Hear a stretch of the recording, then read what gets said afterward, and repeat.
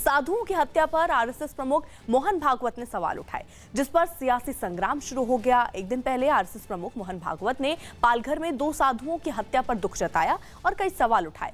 उन्होंने पुलिस पर सवाल उठाते हुए पूछा कि क्या ऐसा होना चाहिए, क्या किसी को कानून व्यवस्था अपने हाथ में लेना चाहिए। मोहन भागवत के इस बयान के बहाने कांग्रेस और एनसीपी ने उन्हें घेरने की कोशिश की और पालघर से पहले हुई भीड़ की हिंसा के मामले पर उनकी चुप्पी पर सवाल उठाए। हालांकि जेडीयू ने पालघर पर आरएसएस प्रमुख मोहन भागवत के बयान का समर्थन किया और उनके बयान को संविधान के मुताबिक बताया। भारत के समाज को अतिशय वंद्य ऐसे 2 सन्यासियों की हत्या यहाँ महाराष्ट्र में हुई। अब उसको लेके बयानबाजी वगैरह चलती है, उसको एक बाजू रख दिया जाए, परंतु ये कृत्य होना चाहिए क्या? कानून व्यवस्था को हाथ में लेना चाहिए क्या? ऐसा जब होता है तो पुलिस ने क्या करना चाहिए? ये सारी बातें सोचने की बातें हैं।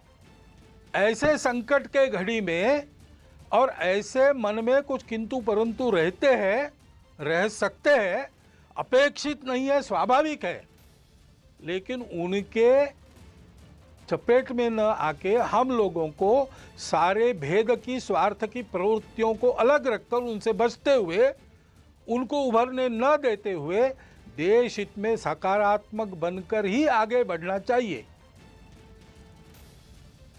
तो ये पालघर पे साधुओं पर जो हुआ उसको लेकर मोहन भागवत ने जब अपनी राय रखी तो उसको लेकर अब इस पर राजनीति भी शुरू होती हुई दिख रही है। जहां एनसीपी और कांग्रेस उनको घेरती हुई नजर आई तो वहीं जेडीयू जो है उनके समर्थन में उतरकर ये कहती नजर आई कि आरएसएस प्रमुख मोहन भागवत ने जो बयान दिया वो संविधान के मुताबिक था। और इन सब के बाद अब ये भी सवाल एनसीपी और कांग्रेस उठा रही है कि पहले जब ऐसी घटनाएं हुई तो मोहन भागवत तब सामने क्यों नहीं आए, उन्होंने खुलकर क्यों नहीं बोला जब कई जगहों पर मॉब लिंचिंग की घटनाएं सामने आ रही थी। विवेक हमारे साथ, हमारे सहयोगी इस वक्त जुड़ गए हैं। यानी विवेक, देखिए सवाल मोहन भागवत पर उठाते हुए एनसीपी और कांग्रेस नजर आ रही है कि पहले भी ऐसी हिंसाएं हुई तब क्यों नहीं कुछ बोले ये। हाँ बिल्कुल सही कहा अर्पिता आपने। देखिए अब जो ये पूरी मामला अब राजनीति में बदलता जा रहा है। आपको बताना चाहेंगे कि पालघर में 3 मामले हुए थे। जो पहला मामला 14 तारीख को हुआ था उसमें भी पुलिस ने एक्शन लेते हुए 13 लोग को गिरफ्तार किया था। लेकिन जो 16 अप्रैल को जो मामला घटा था वो काफ़ी ज़्यादा बड़ा हो गया था, क्योंकि 16 अप्रैल को मॉब लिंचिंग में 3 लोग की हत्या कर दी गई थी। और बताया जा रहा है कि मुंबई के कांदिवली इलाके के 2 संत किसी काम की वजह से मुंबई के बाहर जा रहे थे और अपनी गाड़ी, उनके ड्राइवर भी साथ में थे। तो जो गाँव वाले थे, जो पालघर का एक गांव है, आदिवासियों का गांव है, उनको लगा कि ये बच्चा चोर गैंग है। उसी के अफवाह की वजह से तीनों की मॉब लिंचिंग कर दी गई और कुछ वीडियो भी जारी किए गए। वीडियो में साफ दिख रहा था कि पुलिस की गाड़ियों पर भी हमले हुए हैं और पुलिस की गाड़ियों में आरोपी जा रहे थे।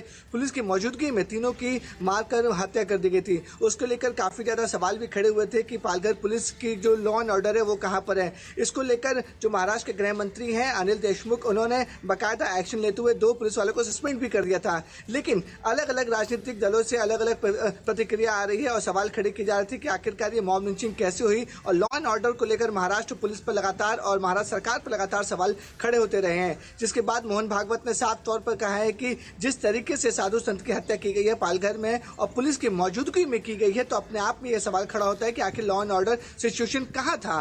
तो इसको लेकर अब राजनीतिक शुरू हो चुकी है। वहीं कांग्रेस और जो दूसरी पार्टी है उनका साफ तौर पर कहना है कि मॉब लिंचिंग की घटना सिर्फ इन्हीं के सरकार में नहीं हुई है, जब बीजेपी की सरकार थी तभी भी मॉब लिंचिंग घटनाएं होते रही हैं। इसको लेकर अब अपिता देखते हैं कि चारों तरफ से जो राजनीतिक बयानबाजी है वो अब शुरू हो चुकी है। लेकिन इस पूरे मामले में अब ये समझना बहुत जरूरी है कि महाराष्ट्र सरकार क्या कदम उठाती है, क्योंकि मोहन भागवत ने साफ तौर पर कह दिया है कि और साफ तौर पर इशारा किया है कि जिस तरह से पुलिस की मौजूदगी में संतों की हत्या हुई है, मॉब लिंचिंग हुई है, उसमें महाराष्ट्र सरकार के ऊपर सवाल खड़े जरूर हो रहे हैं। अर्पिता, विक्रांत भी हमारे साथ जुड़े हुए हैं इस वक्त। विक्रांत, कुल मिलाकर ये पूरा जो मुद्दा है वो राजनीतिक रंग भी लेता जा रहा है। इसमें एनसीपी कूद पड़ी है, कांग्रेस कूद पड़ी है और जेडीयू हालांकि समर्थन कर रही है।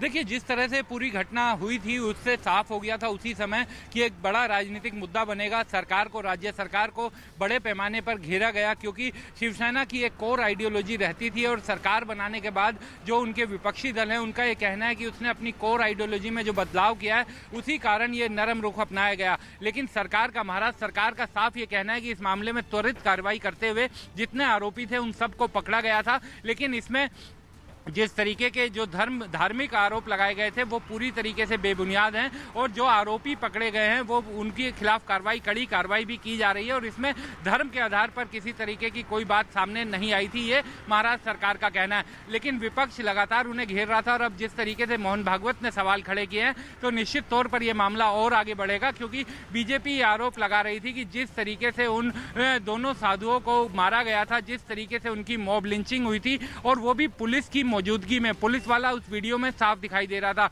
तो वो सबसे ट्रिगर पॉइंट है। और उसी पर मोहन भागवत ने भी सवाल उठाए हैं कि पुलिस की मौजूदगी में इस तरीके की घटना होती है तो कहीं ना कहीं वो राज्य सरकार की कार्यशैली पर, उसके पुलिस वालों की मौजूदगी पर सवाल खड़े करती है।